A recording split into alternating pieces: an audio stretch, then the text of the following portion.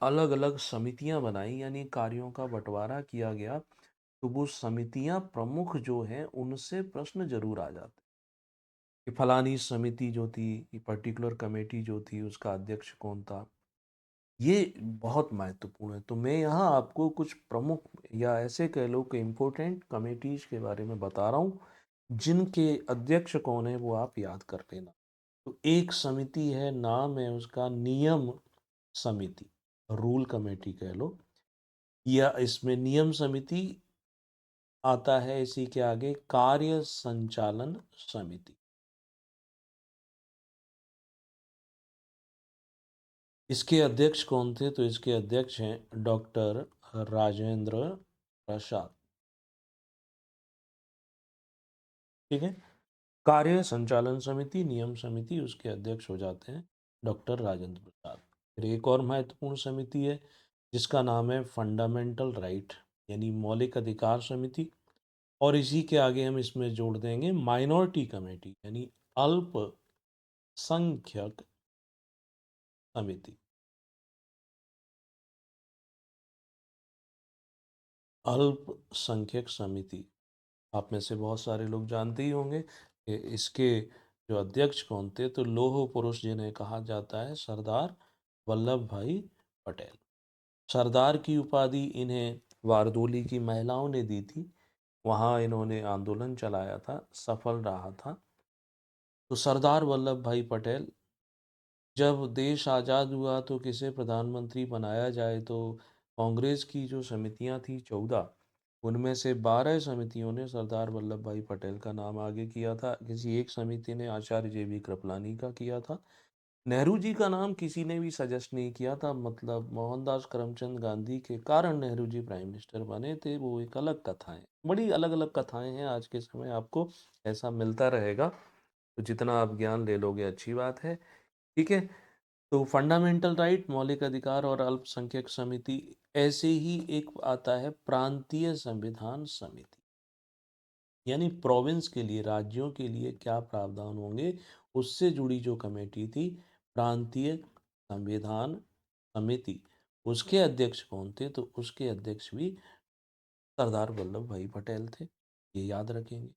प्रांतीय संविधान समिति के साथ साथ वैसे ही आता है संघ शक्ति एवं संविधान समिति, यानी केंद्र को क्या क्या शक्तियां मिलेंगी, उसको क्या क्या पावर मिलेगी, उससे संबंध कमेटी है संघ शक्ति समिति और संघ संविधान समिति। ऐसे करके आप अपने नोटबुक में बना लेना। तो इसके चेयरमैन हैं, अध्यक्ष हैं मिस्टर जवाहरलाल नेहरू। ये भी महत्वपूर्ण कमेटी है। फिर एक समिति आपसे पूछी जा सकती है, फ्लैग कमेटी या झंडा समिति। ना, तो झंडा समिति, इसके अध्यक्ष कौन थे? तो वो थे आचार्य JV कृपलानी जी। आचार्य JV कृपलानी। अगली प्रमुख समिति आ जाती है, और जो प्रमुख भी है और सबसे महत्वपूर्ण समिति भी मानी जाती है, ड्राफ्ट कमेटी, प्रारूप समिति, यानी संविधान में क्या क्या चीज़ें कहाँ होंगी। तो उसके अध्यक्ष थे डॉक्टर VR अंबेडकर। इसमें टोटल 7 सदस्य थे, डॉक्टर अंबेडकर को मिला करके। 2 सदस्य जो थे वो बाद में उनका चेंज भी हुआ था। तो यहाँ आप एक काम और करेंगे कि ये समिति जो 7 सदस्य हैं उन सबके नाम भी याद कर लेंगे।